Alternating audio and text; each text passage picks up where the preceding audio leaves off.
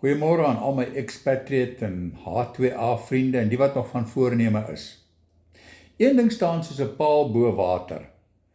As jy 'n expat of 'n H2A man is, die geld is goed. Die dollars is goed. Maar die realiteit is, die kontrakte hou nie vir ewig nie. Right? Kontrakte kom tot 'n einde. Moontlik word jounige hernie of miskien nie. Posisies word genasionaliseer.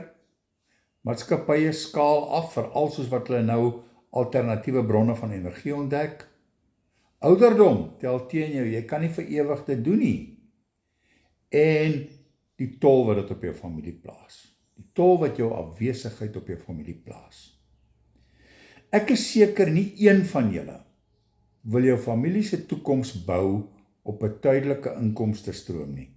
'n Inkomstestroom wat goed is, maar nie vir ewig sal duur nie. Ek is seker, jy sal eerder wil kyk na iets wat lanklewend is, wat aanhou groei, en wat 'n regte nalatenskap vir jou familie word. Ek sê nie los jou expat werk nou en kom terug en doen net legacy builder nie. Jy het net 2 ure 'n dag nodig. Jy kan dit oor etenstyd doen. Jy kan dit vanaand na werk doen. En jou besigheid hou aan groei.